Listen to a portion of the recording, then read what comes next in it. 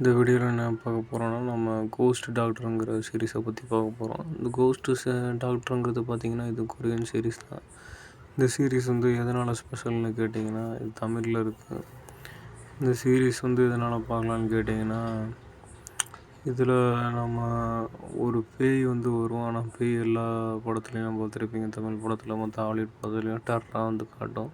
ஆனால் அந்த பேய் பார்த்திங்கன்னா மனுஷ ரூபத்தில் தான் வரும். இது பேய்னு சொல்ல முடியாது. உடம்புல இருக்க ஜீவன் ஒரு ஆத்மா வந்து வெளியில் வந்துச்சுன்னா, அந்த ஆத்மா வந்து எங்கெல்லாம் சுற்று வந்ததாக வந்து காமிச்சிருக்காங்க.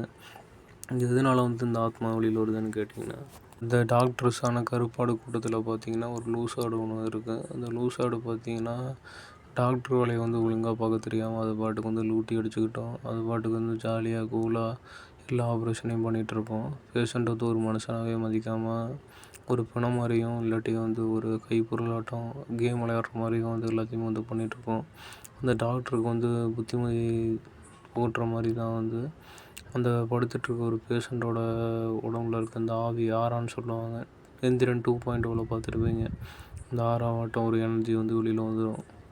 அந்த ஆவியான மனுஷன் வந்து வெளியில் வந்து அந்த டாக்டரோட உடம்புலே வந்து பூந்துருவான். அந்த ஆவி யாருன்னு பார்த்திங்கன்னா, இந்த படத்தோட கோஸ்ட்டாக காணப்படுற அந்த ஹீரோ தான். இந்த ட்ரக்கு மோதி லாரி மோதி கார் ஆக்சிடெண்ட்டில் வந்து செத்து போயிடுவார். அந்த ஹீரோ தான் வந்து இந்த டாக்டரோட உடம்புக்குள்ளே வந்து பூந்துருவார். ஏன்னா அந்த டாக்டருக்கு ஆப்ரேஷன் பண்ணுறதே சரியில்லாமல் தான் பண்ணுறானுங்க. இதுதான் அந்த ஆவி.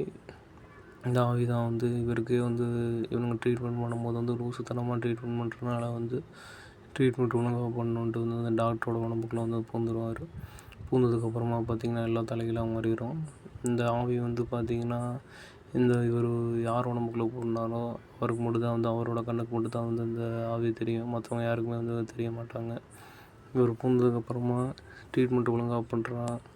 எல்லா பேஷண்ட்டையும் வந்து ஒழுங்காக கவனின்ட்டு வந்து பக்கத்தில் இருந்து அறிவுரை சொல்லிகிட்டே இருப்பார். என்ன கரெக்டாக பாரு, நான் வந்து பல்ஸு கம்மியாகுது, அவ்வளோதான் சாக போகிறோன்ட்டு வந்து சொல்லிகிட்டே இருப்பார். அதனால் வந்து இந்த டாக்டருக்கு வந்து பயங்கரமாக பைத்தியம் பிடிச்ச மாதிரியும் பித்து பிடிச்ச மாதிரியும் இருக்கும். சுற்றி இருக்கவங்க எல்லோரும் வந்து பைத்தியம் நினச்சிட்ருப்பாங்க. ஆனால் கடைசி வரைக்கும் பார்த்திங்கன்னா இவர் உயிர் பிழைக்கிறா இல்லையான்னு இந்த சீரீஸ் முழுசாக நீங்கள் பார்த்ததுக்கப்புறம் தான் தெரியும். அதனால் இந்த சஸ்பென்ஸ் வந்து நான் உடைக்க விரும்பல. அதனால் எல்லோரும் இந்த சீரீஸ் பார்த்து தெரிஞ்சுக்கோங்க. கொரியன் படம் பிடிக்காதவங்களுக்கு கொரியன் படம் ஃபஸ்ட்டாக பார்க்குறவங்களுக்கு இந்த சீரீஸ் பார்த்தாலுமே பார்த்திங்கன்னா பயங்கர இன்ட்ரெஸ்ட்டாக இருக்கும். ஏன்னா ஸ்டார்டிங்லேருந்து எண்டிங் மட்டும் இந்த கோஸ்ட்டோட அட்டகாச வேலையை வந்து இந்த ஹாஸ்பிட்டல் மட்டும்தான் வந்து பயங்கரமாக இருக்குன்னு தான் சொல்லுவேன்.